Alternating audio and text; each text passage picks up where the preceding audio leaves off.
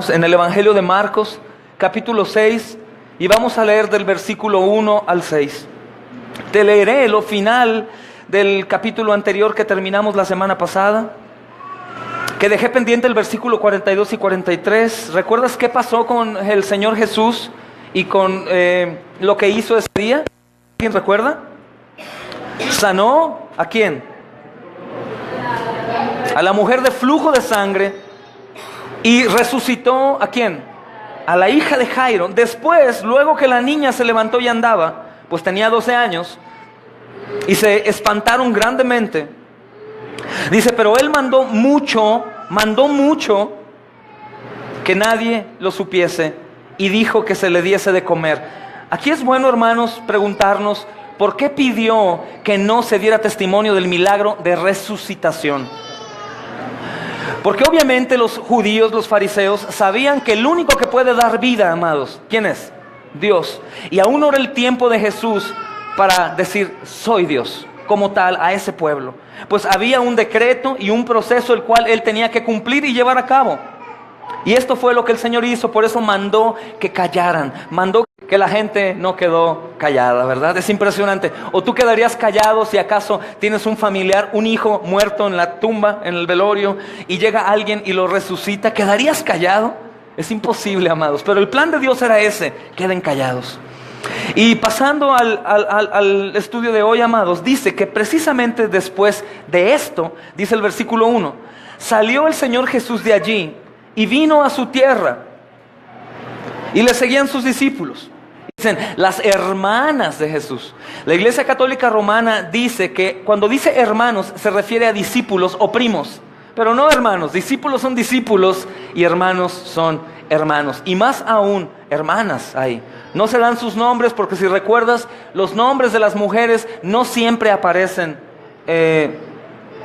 particularmente o no se mencionan de la misma manera que se mencionan los nombres de los hombres. Amén. Pero estos son puntos importantes y voy a tratar de no profundizar mucho en ello, sino desmenuzar versículo a versículo para poder entender la palabra desde la perspectiva de Dios y la misión que Él tenía para su pueblo, que somos nosotros.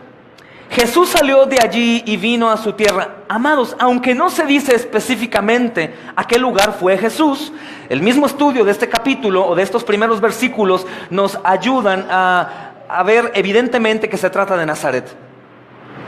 El hogar de su infancia, donde él había trabajado como carpintero y donde vivía toda su familia. Después de que él dejó aquel lugar de los Gadarenos, un territorio mayormente griego, fue a Nazaret. Probablemente él fue ahí a descansar.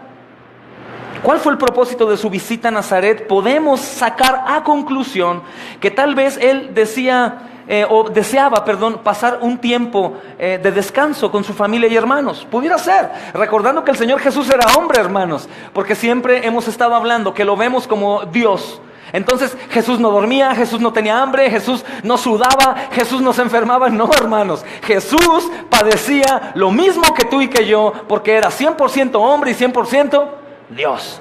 Es decir, el Señor Jesús en realidad padeció sueño, padeció hambre, probablemente se enfermó varias veces, y más en las condiciones que ellos vivían. Probablemente también Él sintió muchas de las cosas que tú y yo sentimos, como miedo, incertidumbre, enojo, pero obviamente Él, a diferencia nuestra, sin pecado. Entonces es probable que el viaje del Señor Jesús a su tierra era para descansar un poco con su familia, aunque obviamente el descanso de Jesús era un descanso en el Padre. Su descanso era orar, su descanso era predicar de una manera más pacífica. En cambio nosotros, por nuestro pecado, nuestro descanso es alejarnos de la iglesia, alejarnos de orar, alejarnos de leer, como si en realidad fuera un trabajo y no un deleite. Recordemos, amados, que en tiempos atrás ellos habían visitado en Capernaum. Me refiero a la familia. La familia había ido a Capernaum, pero no a visitar a Jesús como, ¿cómo estás, mi niño? ¿Qué te hace falta su mamá y sus hermanos? Sino ellos iban como, ¿recuerdan? Preocupados. ¿Por qué? Porque se decía que el Señor Jesús se había vuelto loco. o que estaba endemoniado. Entonces la madre y los hermanos iban a traerlo, incrédulos.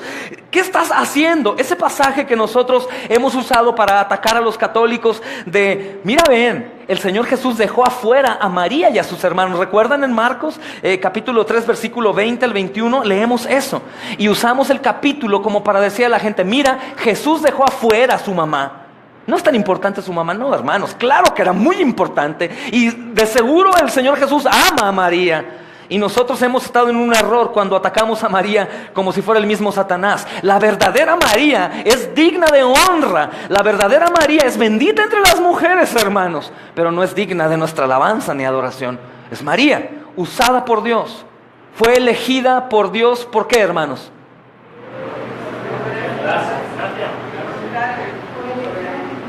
¿Recuerdan que alguna vez contestaron la mayoría? Porque era muy buena. La Biblia dice, no hay buena ni quién, ni uno. Entonces María, obviamente era una persona creyente, porque ella venía del linaje de santo del Señor, pueblo escogido, pero ella no fue elegida por santa, sino fue elegida por el beneplácito de Dios, por su voluntad, porque Él quiso, como lo hizo con Pedro, con Pablo, con Juan, con Lucas, con Esteban, con todos, contigo y conmigo. No porque éramos buenos, hermanos, sino al contrario, porque éramos pecadores necesitados de un Salvador. Pero el Señor Jesús probablemente fue a visitar a esta familia infiel. Él sabía que necesitaban gracia, necesitaban ser discipulados. La misma familia no creía en Jesús. Esto me dice algo muy grande, hermanos. ¿La familia crees que veía la divinidad de Jesús? ¿Tú crees que ellos sabían que hacía milagros? ¿Tú crees que ellos sabían o escucharon de María su madre que había sido concebido en ella por obra del Espíritu Santo? Claro. La incredulidad, amados, de ellos no es muy diferente a la tuya y la mía. Es muy parecida. Nosotros no podemos ver a Jesús aquí, pero lo escuchamos. Sabemos lo que hizo. Venimos aquí porque Él nos trajo y aún así permanecemos infieles.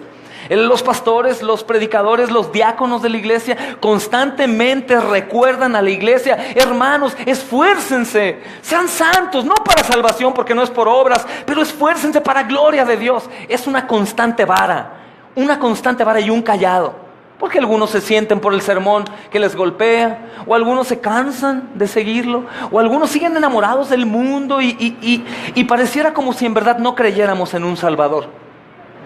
La familia no era la excepción, eran igual que nosotros. Este pudo haber sido un motivo de Jesús ir a visitarlos. O quizás también el Señor estaba huyendo de su fama. Si este fuera el caso, amados, de huir de su fama, el Señor sabía que Nazaret era el sitio ideal para huir de la fama y para no ser famoso, hermanos. Para huir de aquella fama que se logró allá por los milagros que ya había hecho. ¿Te acuerdas qué logró hacer el Señor allá? Echó fuera demonios, calmó la tempestad, sanó a una mujer de flujo de años, resucitó a una niña. ¿Tú crees que alguien que hace eso no se hace famoso? Pues aún los mentirosos, los falsos apóstoles y lobos rapaces anunciados en la Biblia, es lo que anuncian hoy en día en sus grandes campañas. Esas mega iglesias se llenan no porque predican el verdadero evangelio de arrepentimiento y fe, sino porque predican: da ofrenda y recibes tu milagro. Hónrame y Dios te honrará. Entre más grande el dinero que des a la iglesia, más grande recibirás de Dios. Y herejías que la verdad llaman la atención de la gente. Los milagros de Jesús no hacían discípulos verdaderos. Los milagros de Jesús en su mayoría hacían seguidores convenencieros. Por eso vemos anunciado de pronto: Estadio Jalisco, fulano de tal apóstol, que sí los nombro a veces, pero hoy no tengo deseos ni de nombrarlos. Pero fulano de tal apóstol, venga por su milagro. Evento gratuito, pero a la mitad del evento ponen una música muy bonita para que te llegue. Y como todos tenemos problemas, la música así bonita nos llega y empieza a hablar: es que el Señor va a sanar, hermano. ¡Ah! Señor, ayúdame. Ahorita van a pasar los ujieres con una canasta de ofrendas. Aprovecha hoy, demuestra tu fe. Y ahí está la gente, hermanos, dando el dinero. La gente sigue a Dios por sus milagros. Y la gente sigue a Dios por sus milagros, pero el diablo no se queda ahí. El diablo ofrece a Jesús por dinero también. De hecho, el diablo ofreció a Jesús dinero. ¿Recuerdan cuando lo tienta en el desierto? ¿Qué le ofreció? riquezas y reinos si te postras y me adoras. El Señor Jesús oía de la fama, amados. Es raro, ¿no? La fama le hubiera dado a lo mejor economía. La iglesia necesita dinero, hermanos. De hecho, tenemos que pagar ya la renta en días próximos y aún no llegamos a completarla. El Señor Jesús necesitaba dinero para sostener su viaje, su ministerio, a los hermanos misioneros, comida, Él comía. Pero a Él no le importaba, Él estaba confiado de la mano de Dios Padre. Lo mismo que el Señor Dios ha hecho con nosotros. Cuando dudamos si lograremos llegar al propósito de una paga o de sostener a nuestra familia misionera, y cuando vemos la generosidad o poca generosidad de los hermanos y nos asustamos, Señor, pon en su corazón que ofrenden, por favor. Pero Dios ahí nos disciplina y me dice, ¿en quién confías?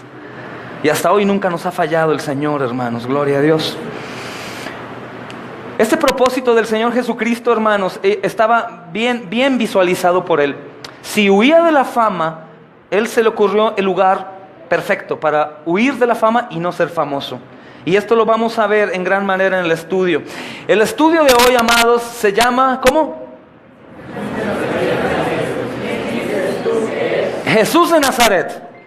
De Nazaret, de aquel lugar de Nazaret en donde dijeron algunos, algo bueno puede salir de Nazaret.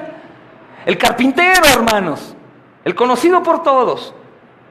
¿Quién dices tú que es él? Dice también en la siguiente porción, que comenzó a enseñar en la sinagoga y muchos oyéndole se admiraban. Yo abrazo una idea, amados, que es la siguiente. Yo creo fielmente que el haber sanado a la hija de Jairo le abrió un poco la puerta para predicar en sinagogas. ¿Recuerdan quién era Jairo, hermanos? Era un importante, un principal. De hecho, algunos traducen esa palabra de principal como príncipe de la sinagoga. Sanó a su hija, hermanos, estaba muerta. ¿Tú crees que Jairo no movió un poco de influencias para que Jesús fuera a predicar a otro lugar? Eso es lo que sucede con los predicadores. Cuando predican acerca del diezmo o de la ofrenda y la iglesia responde, pues todos los pastores interesados en el dinero dicen, tráiganme ese predicador para que haga que la iglesia dé más. Y el Señor Jesucristo hizo un milagro de resurrección, hermanos. Y lo más seguro que Jairo pudo recomendarlo. Más no abraces esta interpretación porque es propia. Yo creo que eso sucedió. Marcos no nos dice, inspirado por el Espíritu Santo, que Jesús iba acompañado por gente no creyente. Dice que estaba acompañado de sus discípulos. Es decir, que iba como rabino ya. El ser acompañado por sus discípulos lo pone como un rabino, un maestro de la Escritura. Así que cuando llegó a la sinagoga, lo invitaron a tener la enseñanza de la palabra. Los líderes que estaban ahí vieron que tenía seguidores y dijeron, buen predica. ¿Recuerdas qué ilógico y qué irónico eran las actividades de la sinagoga? ¿Quién recuerda quién oraba o leía las Escrituras? Laica. Gente laica, gente que no era religiosa. Y los líderes de la sinagoga les daban las oraciones a ellos. Entonces llegó Jesús y lo pusieron a predicar. Yo imagino estas reuniones ya con Cristo en la tierra, sobrias, oscuras, feas, legalistas, sin chiste, con temor, asustando a las gentes que iban al infierno. Muy parecido a lo que la Iglesia Católica Romana hizo en los años 1500, 600, 700 y 1800, atormentando a las personas para enviarlos al infierno. Pero como otras ocasiones anteriores, amados, los asistentes quedaron asombrados, sin poder negar la autoridad de su enseñanza. La gente se quedó asombrada. Recuerden en capítulos pasados que ellos decían, ¿quién es este que enseña con tal autoridad? Habíamos visto que ya había libertado a un joven endemoniado y predicaba la palabra con mucha autoridad, de tal manera que los hombres que escuchaban se asombraban. Esta ocasión es distinta, aunque parece ser igual. Ustedes me pueden decir por quién había sido reprendido o por quién había sido el Señor atacado o quiénes no habían creído. Número uno, ¿quién no creyó en ellos? La familia fue después, los fariseos fueron los primeros, la familia, algunos seguidores de él, sus propios discípulos en el mar de Galilea, hermanos. Los propios discípulos se asombraban y no entendían por qué dormía. Entonces el Señor Jesucristo, para ti que te asombras el por qué sufres y por qué te abandonan y por qué te atacan, hermanos, tú lo mereces, porque en ti hay pecado. No es injusto lo malo que te sucede, lo mereces como yo, pero el Señor Jesús no lo merecía. No merecía. Ahora en este caso, no únicamente lo negaron los que ya lo habían negado, sino ahora se suman negarlos sus propios vecinos, sus paisanos, hermanos. Ahora lo niegan, ellos son los asombrados. Pero aunque ellos, amados, están viendo a Jesús, escuchan su enseñanza con poder, aunque ya saben de sus milagros, lejos están de tener una fe salvadora. Curiosamente están lejos de producir esa fe, amados. Y el evangelista nos dice que en lugar de creer y caer postrados a sus pies, arrepentirse y pedirle ayuda, como aquellos hombres enfermos, endemoniados, la mujer con flujo, que iban en fe, aún en contra de las condiciones de la gente, del tumulto, de su inmundicia, que no podían acercarse a la gente. Estos hombres, teniéndolo de frente, ahí frente a ellos, decidían negar. Se asombraban, reconocían, pero no creían, se escandalizaban de él. Y qué increíble, y con cuánta facilidad el hombre se vuelve irracional, con cuánta facilidad el hombre es tan ilógico cuando se trata de fe. No me digas que no, hermano, porque cuando tenemos apuros económicos o cuando tenemos apuros de alguna situación familiar o temor o X, no corremos a Jesús de inmediato. Si hay apuro económico y puedes trabajar más, vas y trabajas más. Confías en tu esfuerzo y no confías en el Señor. Entonces es muy evidente lo que ellos pasaron. No es muy diferente a lo que pasamos hoy en día. Hay hermanos que llevan aquí escuchando el Evangelio 4 años, el Evangelio puro, y aún siguen incrédulos. Han tenido la oportunidad como estos hombres lo tenían. Podrías decir, bueno, espérame, pero ellos tenían a Jesús enfrente. Quiero decirte que tú también tienes a Jesús enfrente. Ellos lo tenían físicamente y nosotros también, en su escritura, inerrante, divina, santa, el puro consejo de Dios. Una escritura hecha en generaciones distintas, hombres distintos, continentes diferentes, que cuando unen los libros se entrelazan a la perfección, que llevan una secuencia, que todos hablan de Cristo y lo muestran a Él. Y aún así, nosotros ponemos una barrera para que el Señor obre con poder. Obviamente ellos, hermanos, como nosotros, no sabían que sus oportunidades estaban acabando. ¿A qué me refiero? El Señor Jesucristo iba a predicar por última vez. En el Evangelio de Marcos, la última vez que visita una sinagoga. Sus oportunidades estaban acabando, hermanos.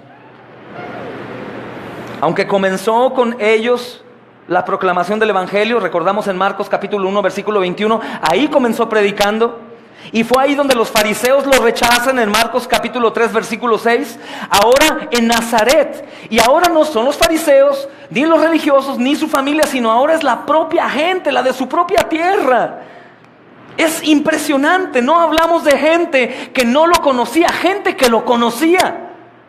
Gente que era amistad de María, de José, y que vio la divinidad de Dios en Cristo desde pequeño, que sabían que Él era el anunciado, preparado, y ellos tenían carne como nosotros.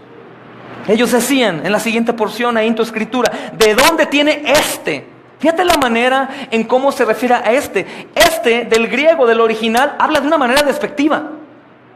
O sea, no habla de este hombre, este Jesús, ¿no? ¿Y este qué? De una manera más coloquial. ¿Y este qué? Es lo que dice la Escritura. Aunque obviamente tenían un poco de razón. La pregunta de los presentes, amados, era razonable. ¿Qué sabiduría es la que les dada? ¿Qué tipo de milagros está haciendo Él con sus manos? Sin duda el Espíritu Santo estaba queriendo guiar sus mentes a descubrir la verdadera naturaleza de Jesús. Es como tú cuando escuchas la Escritura y las hazañas del Señor y el enemigo está atacándote diciendo, ay, no es para tanto, no es cierto, mira. Y por otro lado el Espíritu Santo, por la predicación de la palabra, te dice, es verdad, cree, arrepiéntete, sigue a Jesús, comienza de nuevo, adóralo, Él hará la obra. Para los que no saben, aunque el diablo está derrotado, sigue estando aquí entre nosotros, moviéndose en tus pensamientos, metiendo duda y haciendo todas sus artimañas como el padre de la mentira para devorarte como un león. Ellos estaban en la misma situación. Su pregunta era razonable: ¿quién será este que hace todo esto? ¿Que hace estos milagros por sus manos? Pero por otro lado el Espíritu Santo estaba queriendo guiar sus mentes y descubrir la verdadera naturaleza de Jesús. ¿Y cómo obraba el Espíritu Santo? Amados, el Señor Jesús estaba ahí. ¿Recuerdas qué sucede con el Señor Jesús cuando es bautizado? El Espíritu Santo baja sobre Él, mora en Él. El Señor Jesús estaba saturado de Espíritu Santo, saturado en su humanidad terrenal, en Jesús. Claro que Él es Dios. Entonces esta cuestión acerca de la verdadera identidad de Jesús fue lo que causa tanto revuelo entre la gente de Nazaret, y también será la clave en los próximos relatos que vamos a estudiar. Sus milagros, la divinidad ahí manifestada en todo lo que Él estaba haciendo, la manera en cómo hablaba, la sabiduría que tenía. Amados, Él es la misma Biblia. Al momento que hablaba era como si el autor del poema, lo dijimos algún día, estuviera diciéndote el poema. No es lo mismo escuchar un poema de una persona que no es el autor que vive y que sintió el poema. Lo escuchaban y era algo asombroso, la voz de Dios Hijo frente a ellos. Esto causó revuelo. Dice Marcos capítulo 6 versículo 14 al 15. Yo se los leo. Oyó el rey Herodes la fama de Jesús, porque su nombre se había hecho notorio. ¿Por qué se hizo notorio su nombre? Por sus milagros, sus poderes, su manera de enseñar. Y dijo, Juan el Bautista ha resucitado de los muertos, y por eso actúan en él estos poderes. Otros decían, es Elías. Y otros decían, es profeta o alguno de los profetas. Es como hoy en día, ¿no? Que suceden cosas, catástrofes, y en lugar de voltear a la soberanía de Dios y decir, algo el Señor quiere hacer en la tierra y hacernos caer a sus pies, la gente dice, es la madre naturaleza. Es la fuerza del cosmos, ¿no? O es el yin yang. Esas cosas, es igual. La condición pecaminosa que se ha echado tanto de menos, aún en las predicaciones cristianas, es el problema de todo.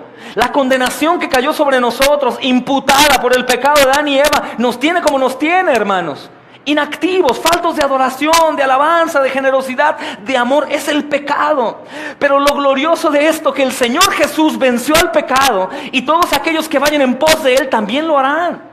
No porque vas en pos de Él como tal, sino porque Él ya venció al pecado. Finalmente, amados, el Señor Jesús va a preguntar lo mismo que preguntaron estos hombres nazarenos. En Marcos capítulo 8, versículo 27 a 29 dice, ¿quién dicen los hombres que soy yo? ¿Y ustedes quién dicen que soy yo? ¿Y recuerdan qué contesta Pedro? Tú eres el Hijo de Dios. Finalmente hace la obra en los suyos. ¿Y por qué digo que Él hace la obra? Porque ¿qué le contestó a Pedro? Esto no es tuyo, sino proviene de mi Padre que te lo ha revelado. Hermanos, tenemos mucha posibilidad de llegar a salvación y ser agradables al Señor cuando escuchamos su palabra y esperamos que Él haga la obra con paciencia. ¿De dónde tiene estas cosas? Ninguno de ellos, amados, a pesar de no creer en Él, se atrevían a negar su sabiduría ni su poder. Ninguno de esos hombres. Es como cuando predicamos el evangelio en la calle y las personas escuchan y asientan su cabeza, pero cuando vas a ellos y les ofreces el evangelio, que se arrepientan y crean, dicen, no, yo estoy bien como estoy. No niegan lo que hablaste, no niegan la divinidad de Jesús, no niegan que Jesús vino, murió y resucitó, pero ellos están cómodos con su idolatría, con su herejía. O algunos hermanos, algunas personas, por no decir nosotros, algunos hemos escuchado el evangelio, Sabemos que la fe viene por el oír y el oír por la palabra de Dios. Sabemos que el Evangelio se ha predicado desde el Antiguo Testamento en un púlpito, explicado a fin de que la gente entienda, como dice Nehemías 8. Pero la gente se encierra en su sabiduría, en su soberbia y dice, no, yo ya sé. A mí Dios ya me reveló en su Biblia, me he comido la Biblia, la he leído 15 veces y yo ya la he entendido. Se les olvida una palabra esencial: doctrina. El Señor Jesucristo no únicamente les aventaba la Biblia a sus discípulos, sino ¿qué hacía? Los enseñaba, los discipulaba, porque es necesario, porque somos ovejas. Porque ovejas sin pastor, hermanos, no sin pastor, sin el pastor, se pierden. Se pierden. Así que estas personas, aunque no tenían pretexto para creer en Él, porque veían su sabiduría y su poder, ellos estaban tratando de entenderlo de una manera en la cual ellos quedaran satisfechos. ¿Por qué? Porque ni su sabiduría ni su poder eran normales. Hermanos, es algo que trastornó la historia del mundo. Algo en lo cual tú y yo estamos en una condición como ellos. Creemos, pero no creemos. Creemos, pero no creemos. Creemos y necesitamos depender, y podemos depender, pero no dependemos. Abrazamos nuestra carne, abrazamos nuestro orgullo, abrazamos nuestra envidia, nuestros pecados, nos autojustificamos y no necesitamos de Él. Cuando Él está abierto, como con el ciego, como con el leproso, como con el muerto, con el endemoniado, ¿qué quieres que yo haga por ti? Ellos pensaron que los había tenido que recibir de alguna parte. Ellos no creían que el mismo Jesús era divino. Es lo que sucede con los testigos de Jehová. Creen en Jesús, creen que es el Hijo, pero no creen que es Dios. Los que estaban frente a ellos no podían creer. Recuerda que ellos imaginaban a Dios de una manera distinta. El Mesías, el Hijo de Dios, del Creador. Él va a venir con un carruaje y va a venir lleno de oro y va a venir muy parecido a las iglesias dispensacionalistas cristianas, que dibujan al Señor Jesús con una corona de oro y con capas doradas y un ejército de ángeles y caballos, y lo ven así como ellos, como si fuera un hombre, un rey en la tierra. Y el Señor Jesucristo, hermanos, demostró ser completamente lo contrario. Demostró no necesitar de las riquezas, demostró no estar afanado por el oro ni por la plata y esas cosas. Él estaba afanado únicamente por recoger a sus ovejas perdidas que el Padre le dio desde la antigüedad. Y tan afanado que se entregó a muerte por ellas. ¿De dónde tiene ese poder? Ellos dedujeron rápidamente que no era algo que se le había venido por medio de su familia. Escucha bien, esos hombres nazarenos lo veían y decían, de su familia, ¿no? ¿Qué va a salir de José el carpintero? Hazme el favor. De su madre María, la judía, ahí los hermanos. No, esto no es familiar. Ellos conocían bien a Jesús. Ellos conocían bien a Jesús. Había sido el carpintero de Nazaret. Probablemente ellos tenían arte de Jesús, una mesa, una silla, algo. ¡Qué belleza, hermanos! Pero aún así ellos no podían, veían el poder, los milagros y menospreciaban. Ellos conocían a su familia. Seguían viviendo ahí junto a ellos. Ellos no podían creer cómo este hijo de María, no puede ser. Es gente sencilla como nosotros. Es gente ordinaria, del pueblo, de toda su vida, como decimos nosotros. Son del pueblo de toda la vida. Además, amados, sabían bien que Jesús no había salido de ahí a estudiar con los grandes maestros de Jerusalén. Ellos sabían que se había ido a una escuela, al Harvard de esos entonces. Ellos sabían que el Señor Jesús era carpintero y fue carpintero. Seguramente porque la familia no tenía recursos. ¿Cómo este va a saber más que yo? ¿Cómo este va a saber más que los principales de la sinagoga? ¿Cómo? No. Hermanos, hagan de cuenta que estoy viendo nuestra historia hoy. Así que ellos, al ver que era su familia de Nazaret, que era hijo del carpintero, hijo de María, que ahí estaban sus hermanas sentadas, ellos se endurecían. Él no puede ser quien dice ser. Pero aún así los dejaba asombrados a todos. Por eso estaban escandalizados. La opción correcta, amados, como tú y yo sabemos, parecía razonable en vista a sus milagros y su enseñanza. O sea, la opción correcta de que Él era el Mesías era razonable como para ti y para mí. Niña muerta resucitada, enseñanza con gran poder y sabiduría. Lo más correcto era lo correcto. Dios está actuando a través de Él y más allá. Dios no está actuando a través de Él, sino Él tiene que ser Dios mismo. Pero ellos no querían creer. Su incredulidad y su dureza de corazón les llevó a descartar que este pudiera ser el origen sobrenatural del ministerio de Jesús. Su dureza de corazón, su soberbia, su orgullo, su envidia de que salió de la casa de un carpintero hijo de María, que era gente humilde. ¿Cómo? No puede ser. Tendrá poderes, pero este no puede ser el Hijo de Dios. Así que la única opción que encontraron fue atribuir sus obras a Satanás. Dice Marcos capítulo 3 versículo 22 que le dicen: el poder de este viene por Belcebú. ¿Sí sabes quién dice la Biblia que es Belcebú? De las moscas. Dices, ay, las mosquitas bonitas. ¿En dónde vive una mosca? ¿En dónde se para una mosca? ¿Qué busca la mosca? Así le llamaron al Señor Jesús. Esto me da mucha esperanza, hermanos, cuando a mí me llaman de maneras que no me agradan.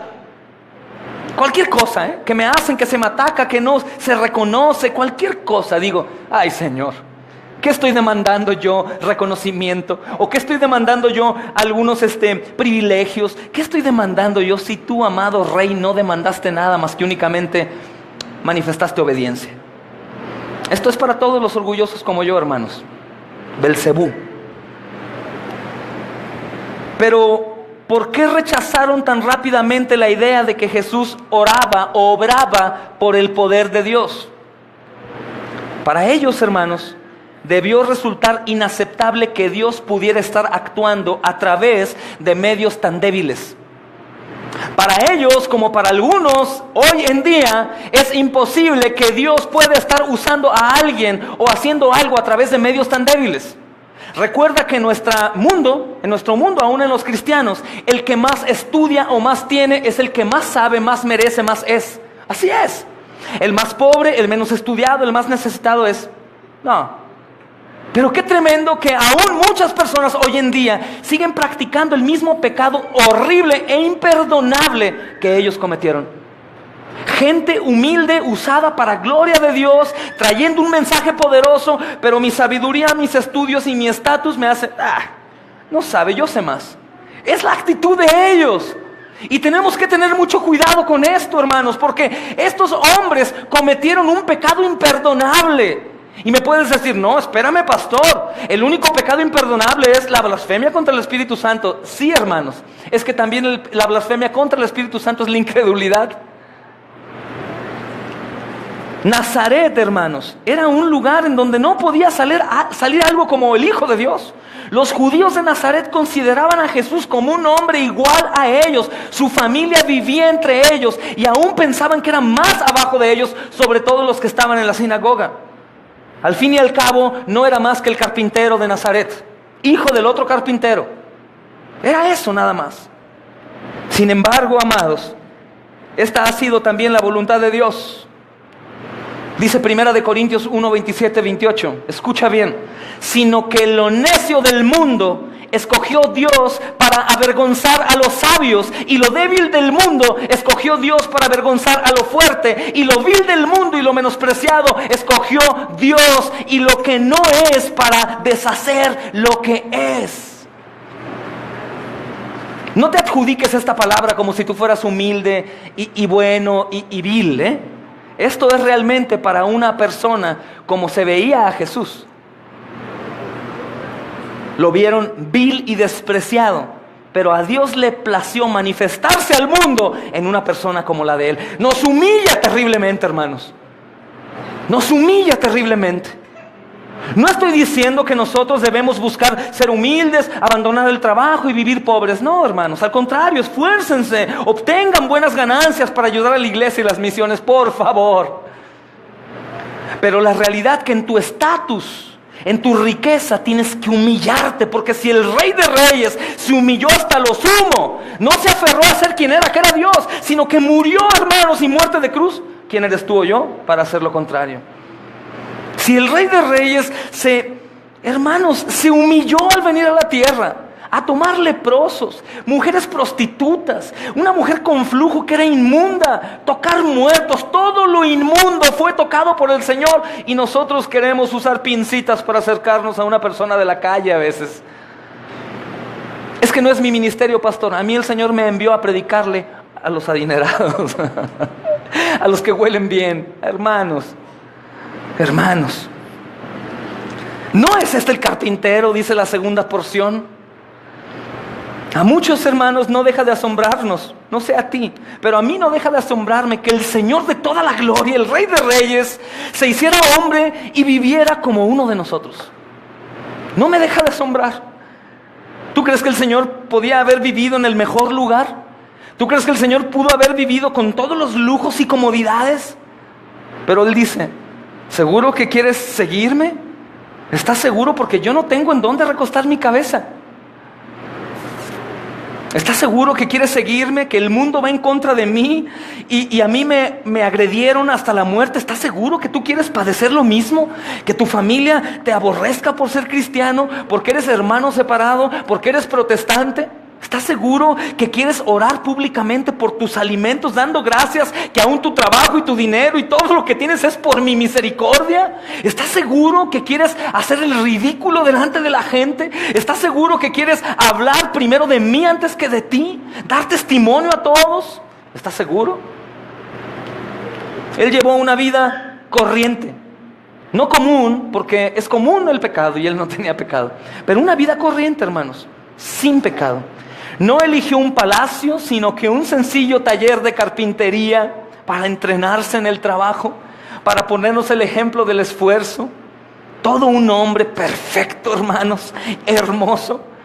Es increíble que Él mismo hizo el cielo y la tierra con todo lo que en ellos hay. Es increíble que nos formó a cada uno de nosotros con sus manos y que nuestro embrión vieron sus ojos y que nos apartamos de Él y que buscamos nuestra propia gloria, nuestro señorío, todos los pecados que tú y yo tenemos, y aún así Él vino a la tierra.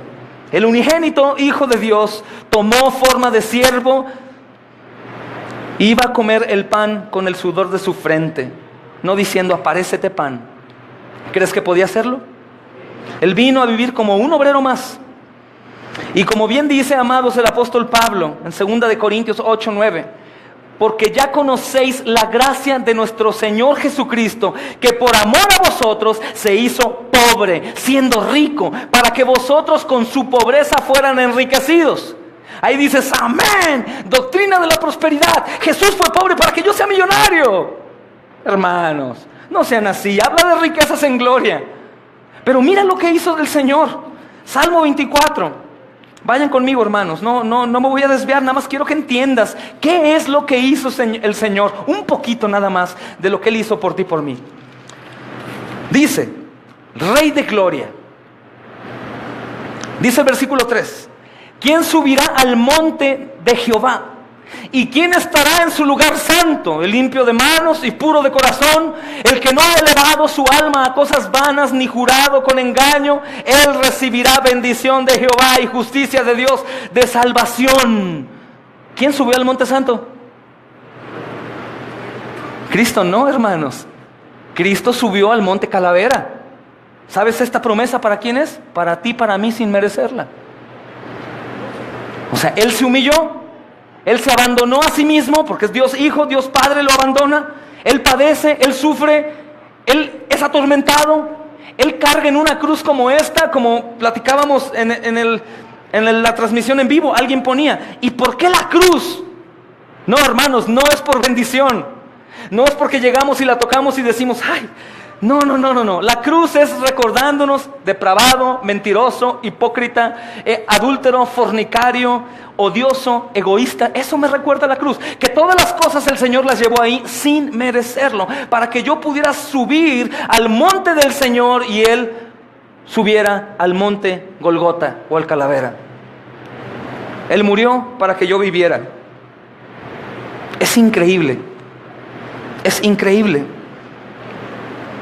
Entonces, sin embargo, amados, aunque para nosotros los cristianos el hecho de que Jesús fuera carpintero de Nazaret es un fuerte motivo de adoración, Porque siendo Dios, siendo el Rey, siendo el Señor, Él se humilla a esa forma y Él trabaja. Él sostiene, lo más seguro que como hermano mayor, porque los hijos que estamos leyendo aquí que tuvo María y José no fueron de José. La Escritura no nos dice eso, aunque José era mayor que María. La Escritura hace referencia a que si estaban con María eran hijos de María. Y el Señor Jesús fue el mayor. El Señor Jesús, lo más seguro que es quien mantiene, sostiene la familia. Es lo más seguro. Preocupado hasta el fin. Por eso en la cruz dice: Juan, he ahí tu madre. Encárgate de ella, por favor. Es sorprendente. El Señor Jesús, hermanos, estaba trabajando de la manera en como tú y yo, varón, tenemos que trabajar. Con esfuerzo. No sintiéndonos mayores a los demás. Nadie teniendo una estima de sí mismo más alto que los demás. Nadie, hermanos. Es con lo que batallamos con nuestro propio carácter. Siempre queremos reconocimiento, estatus y ser reconocidos. Eso nos golpea a los pastores, hermanos. ¿Cómo no agradecen lo que hago? ¿Cómo no hacen esto? ¿Cómo no ven mis necesidades? ¿Cómo nada? ¿Cómo no ven a Jesús para que el resto de las cosas las puedan hacer correctamente? Eso es la mentalidad correcta. El hecho de que Jesús fuera carpintero de Nazaret, hermanos, para ti y para mí, al menos espero que el Espíritu Santo hoy te sature con esta idea. Mi Señor, Dios y Salvador trabajaba por el propio pan de su familia. Señor, pero si tú podías estar de aviador, ¿o cómo se llama eso? Aviador, ¿verdad? Cobrar sin trabajar. Tú podías poner un estatero en la boca del pez. Podías poner una fortuna en la boca de una ballena, de un tiburón, y sacarla de ahí, Señor. Ay, Señor, ¿para qué tenías que sufrir? ¿Para qué trabajabas si tú eras dueño de todo? No, amados. El Señor es tan justo, tan hermoso, tan divino, que Él menospreció completamente todo eso.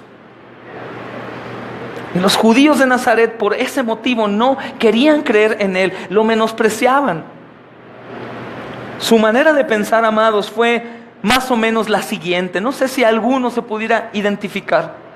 ¿Quién se ha creído que es este? ¿Quién se ha creído que es el hijo de José de María? ¿Quién se cree? Si solo es un carpintero sin estudios. Mira nada más, velo. Ve ahí su familia, ve sus hermanas. Si fuera el hijo de Dios sería rico. No estarían pasando necesidad nunca. ¿Quién garantiza su autoridad y su sabiduría? A ver, dime. No es como dicen ahora a muchos. ¿En qué instituto bíblico estudiaste? Si estudiaste en un instituto bíblico de nombre, te conozco. Si no, es un pastorcillo nada más. Es un predicadorcillo. Pero a pesar de todo esto, amados, las evidencias de su poder sobrenatural se encontraban delante de ellos y no las podían negar. Amados, a nuestro porcentaje de milagros que hemos visto delante de nuestros ojos, estamos en la línea exacta para rendir un culto y un homenaje eterno al Señor. ¿Quién de aquí no ha visto la manifestación de Dios en su vida? Es por Cristo. ¿Quién no ha recibido aquí la provisión diaria en el alimento?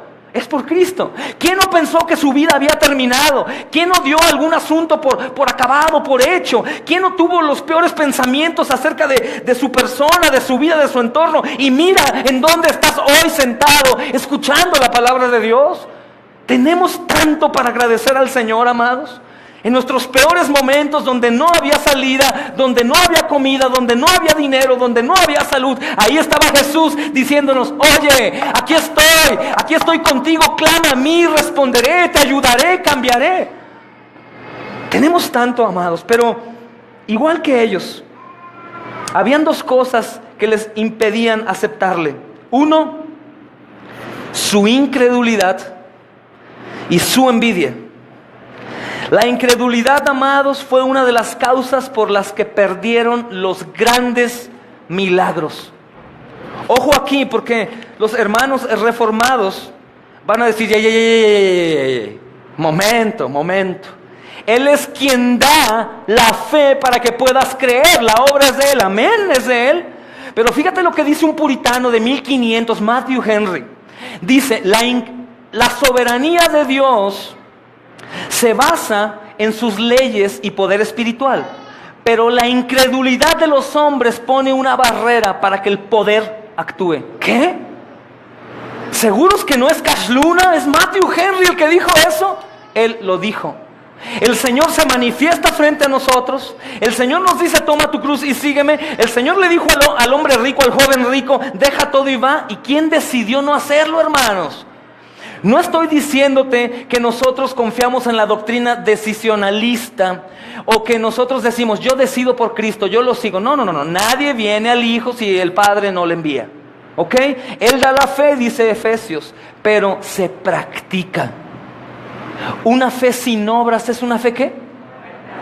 Yo creo. Claro, pues no te conviene decir que no crees porque vas a ir al infierno. Todos van a decir que creen, pero tus obras manifiestan que no tienes fe. ¿Cómo crees? Si yo estoy tan lleno de fe que la desbordo. Mira fe alrededor de mí. No, hermanos. La fe se manifiesta por las obras. Las obras de ellos fueron obras muertas, obras oscuras, porque ellos amaban la oscuridad. Su egoísmo, su soberbia, su incredulidad fue algo practicado por ellos. ¿La incredulidad es un pecado, hermanos? ¿Y el Señor maneja el pecado? No lo manipula el Señor el pecado. No tiene nada que ver con pecado. Entonces, en este punto nos topamos con pared. Sabemos que el Señor salva de inicio a fin, pero el Señor da oportunidades a todas las personas que escuchan el Evangelio para que vayan en pos de Él. Hay un ejemplo hermoso. ¿Recuerdas la mujer que lo busca? Y el Señor Jesús le dice, no he venido contigo, he venido con mi pueblo. ¿Ok? Pero la mujer, ¿qué hace?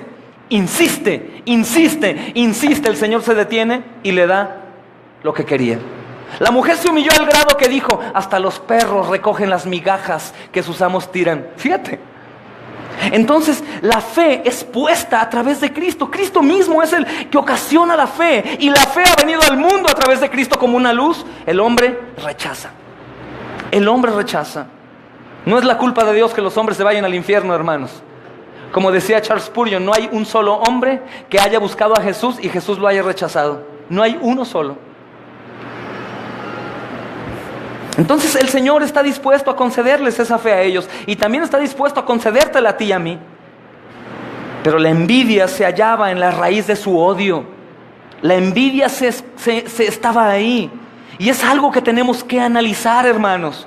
¿Por qué haces lo que haces? ¿Por qué ofrendas? ¿Con qué motivo? ¿Con qué corazón? ¿Por qué oras por tus hermanos? ¿Por qué los perdonas o no? ¿Por qué los amas? ¿Por qué no los amas? ¿Por qué sirves? Es bueno que te esculques y veas si no hay raíz de amargura. Hay quien se ha acercado a mí y dice, no, yo no quiero ofrendar para aquel hermano porque parece que no trabaja y como que pues lo voy a acostumbrar a hacer algo malo. Hermano, hermana, a ti no te incumbe para qué se vaya a destinar el dinero, sino a ti te incumbe únicamente adorar a Dios el dando, no únicamente dinero, sino tu oración, tu amor, tu servicio. No te incumbe qué pase después. Tú lo haces para la gloria de Dios. Estos hombres, hermanos, no podían admitir que un vecino y conocido suyo fuera más que ellos mismos. Siendo honestos, delante de todos, ¿alguna vez has visto a una persona menos que tú? Levanta tu mano, por favor, para saber cuántos estamos. ¿Alguna vez, por lo que la persona aparenta o por de dónde viene o lo que tiene, has dudado que pueda tener sabiduría de Dios? Estamos en la misma condición de ellos.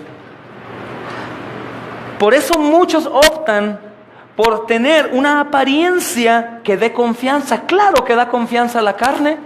No es lo mismo ver una persona muy humilde, que a lo mejor no tiene agua para bañarse, no tiene un perfume, no tiene zapatos, que ver a una persona muy bien arreglada, que no está mal. Nos deberíamos arreglar todos como los hermanos entre ellos, testigos de Jehová, que parece que van a una fiesta, hermanos.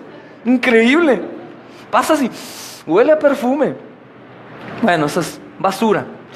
Pero la realidad, hermanos, que nosotros nos dejamos llevar por la carne. Un buen ejemplo para saber en qué condición estamos o qué tan lejos estamos de ellos es, tú abrazas igual, sé honesto y no me contestes, tú abrazas igual a una persona bañada, perfumada, bien trajeada, que a una persona de la calle que lleva días y días sin bañarse. ¿Tú confiarías más en el consejo de una persona de bajos recursos a una persona que está bien acomodada en la política, un médico? Ellos no están tan mal, hermanos. Bueno, nosotros no estamos tan diferentes a ellos. Eso es incredulidad también. Y de todo esto, hermanos, podemos aprender diferentes lecciones. Las circunstancias de nacimiento y el tipo de vida no tienen absolutamente nada que ver con el valor de una persona.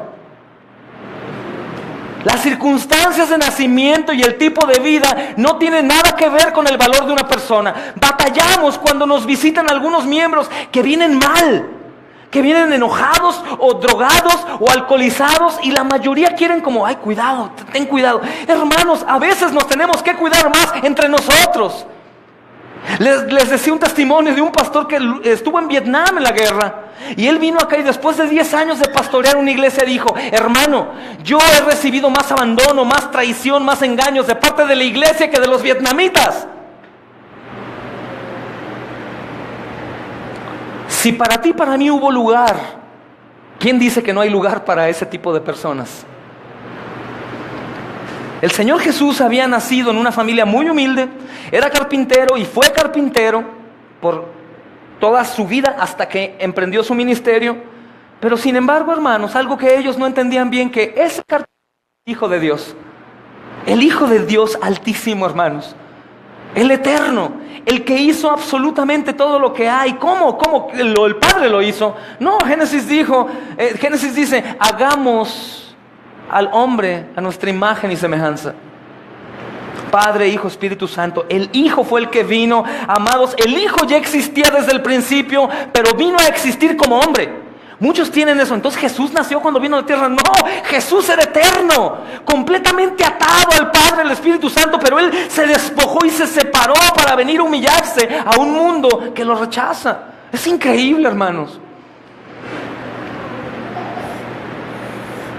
Es impresionante. Un mundo que está lleno de rechazo, de envidia, de egoísmo. Es impresionante saber que aunque tú mientes como yo en ocasiones, que pecamos, que a lo mejor robamos en una u otra manera, evadiendo impuestos o no pagando al que le debemos, tantos pecados odiamos, que si tú has creído en el Hijo de Dios como Señor y Salvador y lo has demostrado en verdad con un arrepentimiento fiel, buscando santificación, y tú mueres cometiendo un pecado, vas al reino de los cielos. Es increíble. Es increíble porque no depende de nosotros, sino depende de lo que el Hijo de Dios hizo por nosotros. Obviamente no abrazamos la doctrina de que no importa, hay mucha gracia, tú sigue pecando. Ay, no te preocupes, si pecas pues no pasa nada. Hermanos, sabemos que no somos salvos por la ley, pero sabemos que la obediencia a la ley manifiesta que somos salvos. Decía el hermano Joseph Urban, no existe santificación sin Cristo ni Cristo sin santificación. Pero que todo lo hizo Él, aún quién soy, quién eres. Digo, no quiero juzgarte más de lo que eres, un pecador, como yo.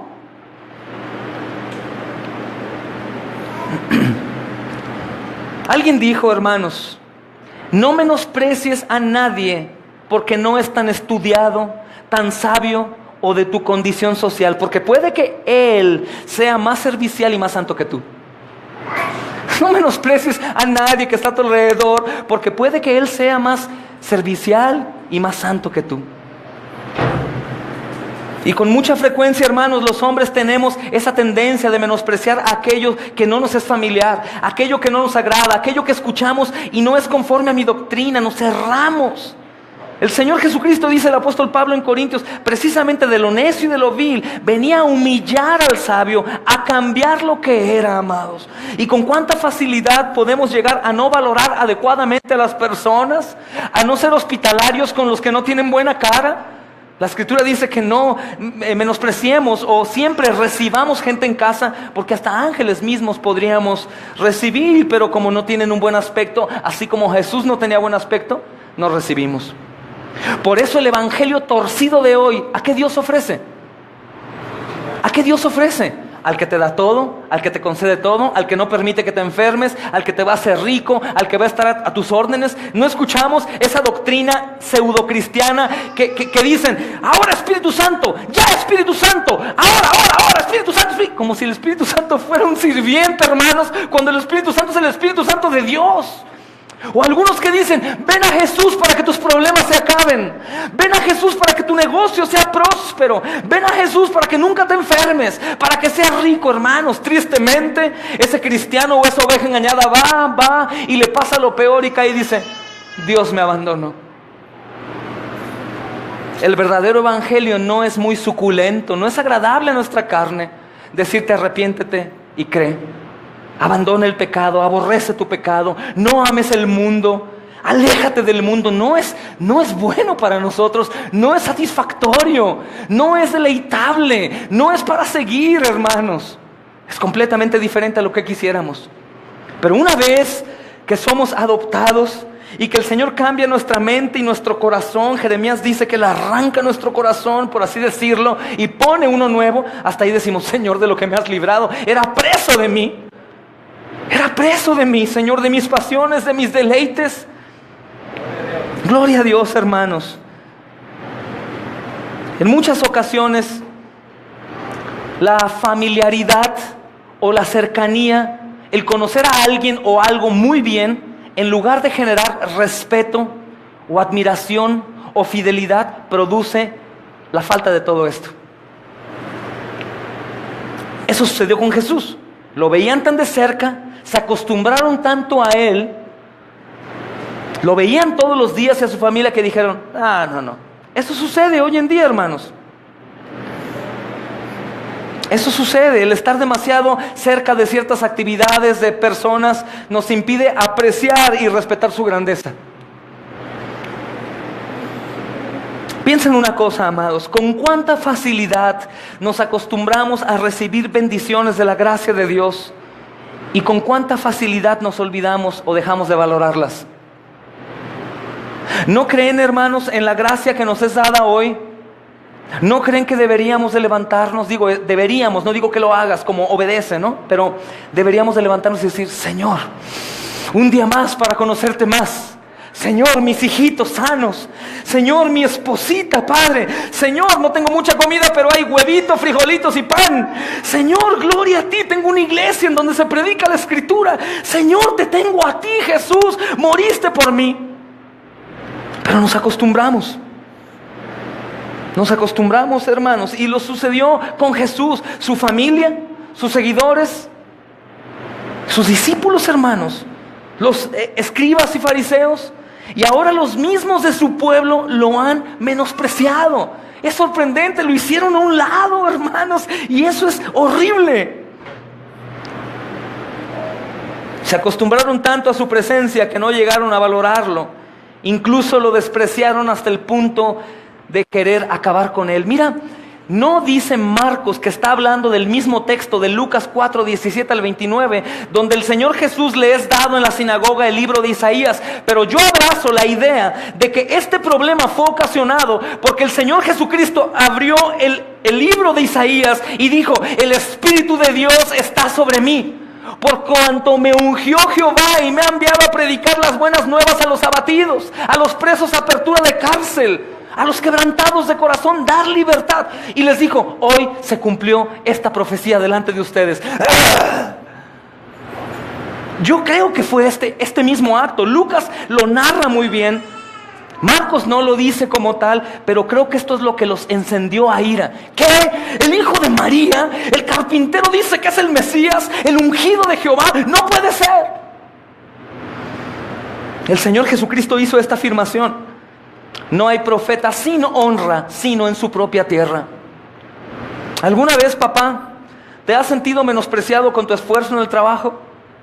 Que quisieras que tus hijos te dijeran, gracias, papito, por todo tu trabajo, por amarnos tanto, por cuidarnos, por orar por nosotros, por desgastarte y envejecerte, por darnos un bien. ¿No lo has deseado en tu carne? Yo aprovecho y se lo digo a mi padre. Padre, gracias por todo tu amor, tu enseñanza, tu cariño, y gracias a Dios porque ahora somos hermanos en Cristo.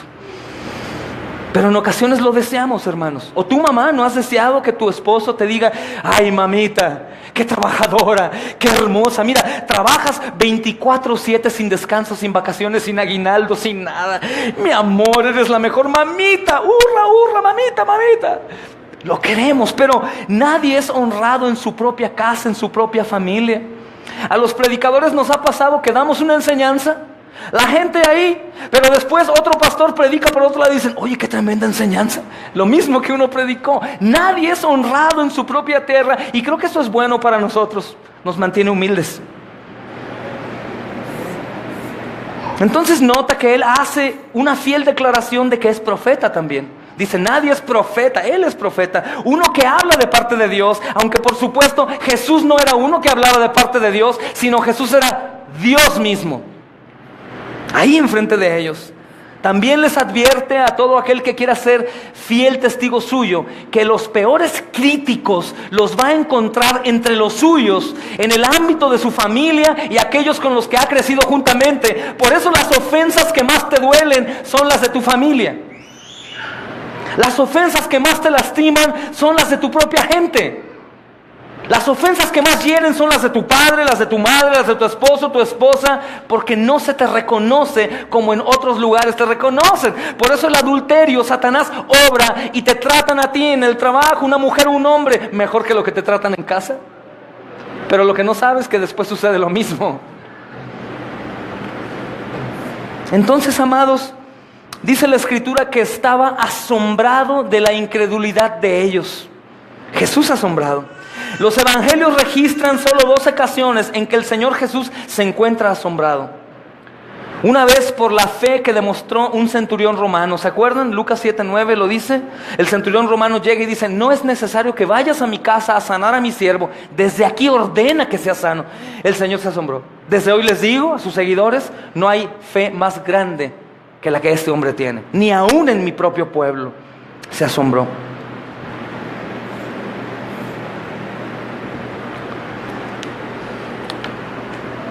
Cuánta paciencia del Señor y cuánto amor.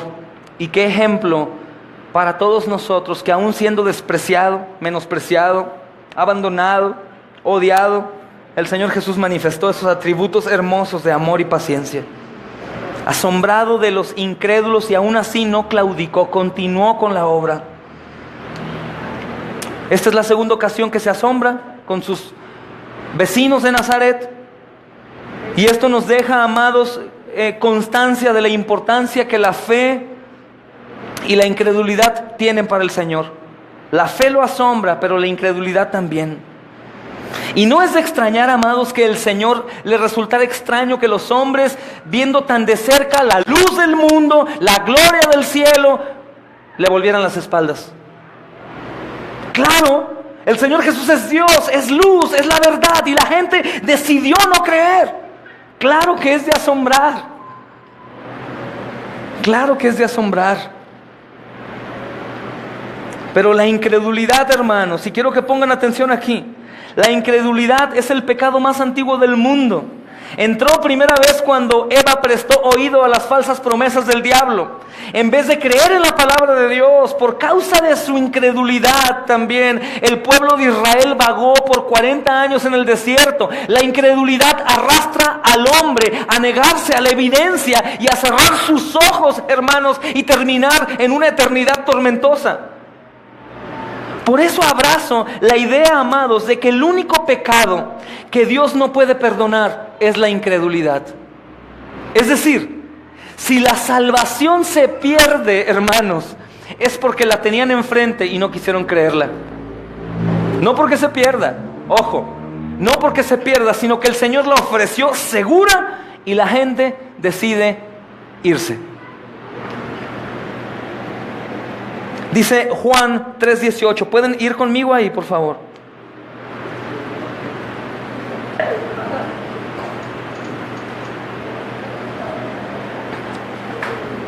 El que en él cree no es condenado, pero el que no cree ya ha sido condenado, porque no ¿a qué?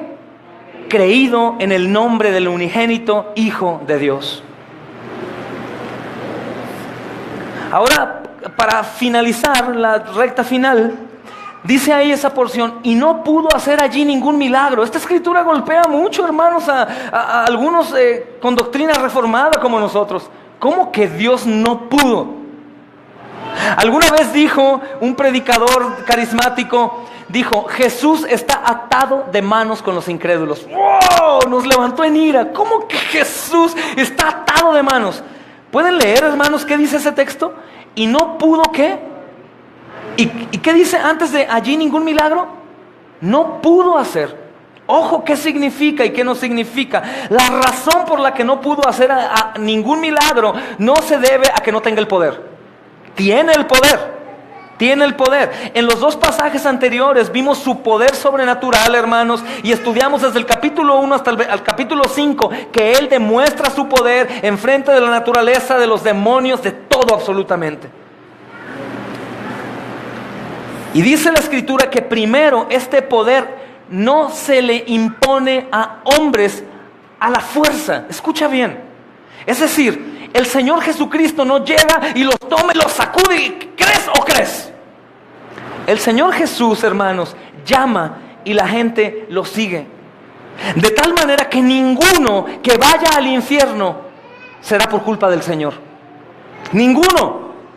Todos tienen oportunidad de creer en el Señor Jesús una vez que lo escuchan, una vez que lo ven. ¿Cómo no, hermanos? Si Jesús es la luz, Él da fe, llama a ellos, responden los hombres y comienzan a caminar en libertad, una libertad de conciencia para seguir pecando o no pecar. Uno de los mejores motivos para que tú y yo no pequemos, hermanos, es el primero, porque somos libres si es que en verdad somos cristianos, porque hemos creído y nos hemos arrepentido, o nos hemos arrepentido y hemos creído, perdón. Número uno. Número dos, porque no puede ser posible que un verdadero cristiano continúe amando el pecado. Aunque la obediencia no sea, por así decirlo, en mis obras no sea necesario para salvación. Somos salvos por gracia, pero un salvo va a buscar la obediencia rigurosamente. Y el segundo, amados, es que la única forma de disfrutar del poder de Dios en nuestras vidas es por medio de la fe. La única manera de ver la gloria de Dios es en el terreno de obediencia por la fe. Decía, ¿crees que es necesario obedecer para agradar a Dios? ¿Qué dicen? Pero alguien dice, no, es que ya somos agradables en Cristo Jesús. Claro, para salvación. Justificados pues por la fe, tenemos paz para con Él. Pero dime una cosa, ¿te agrada a ti, mamá o papá, que tu hijo obedezca? ¿Te desagrada que desobedezca? Eso no cambia las cosas. La obediencia, amados, nos hace agradar a Dios. Y la obediencia, las obras de obediencia manifiestan mi fe. Hebreos 11:6 dice, sin fe es imposible agradar a Dios. Y dices, pero bueno, es que el problema, hermano, que yo no tengo la fe porque yo no obedezco. No tengo la fe, y si la fe la da Dios, no me la ha dado, hermano. La fe viene por el oír y el oír por la palabra de Dios. Lo que tú necesitas es escuchar predicación, agarrarte a la predicación. Y no hay más pretexto para ti. Debes de tener en cuenta claramente que la incredulidad no agrada al Señor, pero también la incredulidad es una tragedia, porque el evangelio que Él predica no es un poder que se impone con soberbia, no es de parte de un Dios dictador que te obliga, no es un poder legalista o de maldad, sino el evangelio está lleno de amor que se recibe, amados, a través de la fe, solo por gracia. Y únicamente porque el Señor Jesucristo fue sacrificado.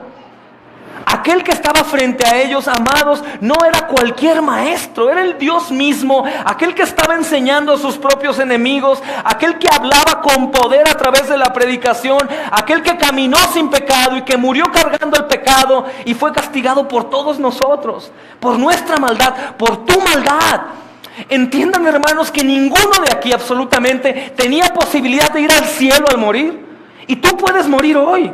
Hoy mismo, ahorita, un paro cardíaco, se cae el techo. Puedes ir al infierno si no crees en el Señor Jesucristo. Y dices, pero ¿cómo? No depende de mí. La fe es un regalo de Dios, hermano. Es un regalo de Dios tener a Jesús enfrente. Es un regalo de Dios escuchar su palabra. Entonces, si tú dudas por tus obras que no has creído, arrepiéntete hoy y cree. Dirás como el Evangelio de Lucas, mañana, necio, esta misma noche se reclama tu alma. ¿Cómo puedes darte cuenta tú si en verdad has recibido ya la fe salvadora? Porque aborreces el pecado, porque aborreces el mundo, porque aunque no puedas dejar lo que tanto te gusta, clamas para que Dios te ayude. Eso es evidente, hermanos. Quiero ayudar un poco. Dime, por favor, ¿qué crees que sean las cosas del mundo que tú y yo debemos de dejar? ¿Qué practica el mundo? O para ti, ¿qué son las cosas del mundo? ¿Alguien me ayuda? Vanidad, ¿qué más? Idolatría, celos, borracheras, avaricia, drogadicción, chismes, ¿no? Celos, envidia. Hermanos, es la realidad. Sé que no somos salvos por obras, pero mi fe va a manifestar las obras. Y si yo no tengo obras de que he tenido fe, sin fe es imposible agradar a Dios. Y recuerda que el diablo es sumamente engañador y te puede hacer creer algo que no eres. ¿Te arriesgarías a aventarte a un océano abierto con tiburones sin saber nadar y sin salvavidas? La incredulidad del mundo, amados, no reduce en lo más mínimo el poder de Cristo. Eso tienes que saber. Tu incredulidad o la del mundo no reduce el poder de Cristo. Él es todopoderoso, pero lo único que hace es quitarle al mundo el privilegio inmerecido de recibir la salvación a través de la predicación del Evangelio por el sacrificio de Jesús. La incredulidad no hace que Dios sea menos poderoso. No, hermano, simplemente le da la espalda. No reconoce al Señor. Y debemos de salir del cuento que Satanás ha creado en nosotros, de una vez salvo, siempre salvo, si puedo seguir viviendo igual. Como dice el hermano Paul Washer, si tú sigues viviendo igual a como eras antes, dime de qué te salvó el Señor. El saber que Cristo nos salvó, hermanos, de un infierno eterno, un tormento inagotable, sin escapatoria. Piensa en el peor dolor que has padecido, el peor miedo que has sentido. Piensa en el peor acontecimiento que has atravesado, por una muerte, una enfermedad, por no salir de un vicio, por la infidelidad, por la traición. Piensa en ese momento cuando te sentías agonizando por dentro con ganas de no vivir. Multiplícalo por millones de millones de millones y ahora por la eternidad. Imagina por la eternidad una agonía eterna, hermanos. Tristemente, ese fue el caso de Nazaret. Como dice el Evangelio de Mateo 13:58, que no voy a ir ahí. Dice, y él no hizo ahí muchos milagros a causa de la incredulidad de ellos, dice Marcos. No hizo por la incredulidad. Yo sé que siempre hay muchos que se benefician de su gracia, y también en Nazaret hubo pocos enfermos que fueron sanados. Siempre hay aquellos entendidos que no se arriesgan y dicen, bueno, es mi última alternativa. Hermano, no perdamos el tiempo. ¿Tú tienes algún pecado que no puedes abandonar? ¿Algún miedo? ¿Tienes incredulidad? ¿Tienes falta de fe? ¿Hay algún vicio en tu vida? ¿Hay idolatría? ¿Hay algún afán? ¿Hay pornografía? ¿Hay adulterio? ¿Hay mentira? ¿Hay odio? ¿Hay falta de humildad? ¿Hay soberbia? ¿Hay orgullo? Hermano, pídele al Salvador que te sane y Él te sanará. Él no te pregunta, a ver si puedo, o tú no le vas a decir, ¿podrás? Sino vas a decir, Señor, sáname de mi pecado, sáname de mi dependencia, Señor, a darme gusto, sáname de mi vanidad, sáname de mi incredulidad, Señor, sáname de mi incapacidad para adorarte, para alabarte. Porque ¿cuánto podrías perder por falta de fe? Por eso insisto, y escucha bien, y ten cuidado para interpretarlo. Esta es la única manera de perder la salvación. La única manera de perder la salvación, aunque sabemos que la salvación no se pierde, la única manera es tener al Salvador enfrente o escuchar un mensaje del Evangelio como este y no creerlo. Es la única manera de perder la salvación, porque la salvación no se pierde. Es negar, como estos hombres, que Jesús es el Hijo de Dios y que tiene poder en su sangre para salvarte de todos tus pecados. La condenación los llevó Él, de todos tus pecados, amado.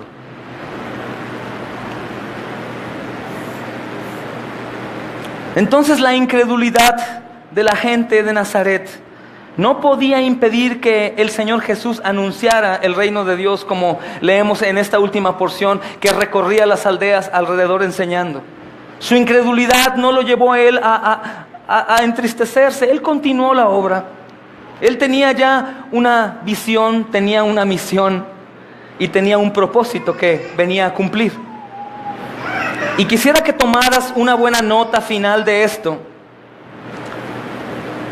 para que no te paralices por la actitud negativa del mundo frente a ti. No te paralices por la actitud negativa de los que te escuchan cuando predicas. No te paralices tampoco por tu pecado. Soy pecador, por eso no sirvo. Soy pecador, por eso no hago. Es que no, yo no merezco. No te paralices. Confía que sí, injustamente Cristo pagó por ti siendo pecador. Confía que aún hoy, siendo pecador, tienes oportunidad de ir a Cristo. Confía, hermano y hermana, que sí hay un infierno eterno que no se sale de ahí, pero confía que hay un Salvador que también lo venció ya y que paga por ti, que puedes acercarte confiadamente aún siendo quien eres, aún habiendo hecho lo que hiciste, que si has sido un hipócrita o un mediocre en tu vida cristiana, tienes oportunidad hoy de arrepentirte y creer en Jesús para salvación y vida eterna. Créanlo, amados, créanlo. Y sabes que hoy podría ser la última oportunidad de alguien que digas, ay no, hermanos, hemos visto gente a un lado nuestro un día y al día siguiente no están. Esa es la peor tragedia en las muertes de las personas, las muertes masivas en las guerras, en los temblores, en los derrumbes, en los ataques, en las bombas. Lo peor no es la bomba, el derrumbe, el ataque terrorista, lo peor es tantas almas, ¿a dónde fueron a llegar? Aunque siempre va a haber personas que van a negar este mensaje, hermano, tú apúntate a la fe. Arrepiéntete de tu pecado y cree en el Señor Jesús, no mañana, cree hoy. El Espíritu Santo hoy te dé el discernimiento para saber que no es agradable a Él y que te arrepientas. Si lo haces, es porque Él te dio el arrepentimiento y la fe. Escucha, si puedes arrepentirte hoy y creer hoy, es porque Él te dio el arrepentimiento y la fe. ¡Qué belleza saber que el Señor piensa en mí! Si alguno se siente compungido hoy de corazón por su pecado, por su ineficiencia, por su falta de fe, hoy es tu día de salvación. Arrepiéntete y cree. Y si lo haces, es porque el Señor te lo dio. Porque lo dio por su sacrificio, por su gracia, a través de la fe en Él, amados. Amén, amén y amén, hermanos. Jesucristo es el Señor y Salvador. Él es Jesús de Nazaret. ¿Quién dices tú que es? ¿Quién es Jesús de Nazaret? El Señor y Salvador. Amén. Oremos, hermanos.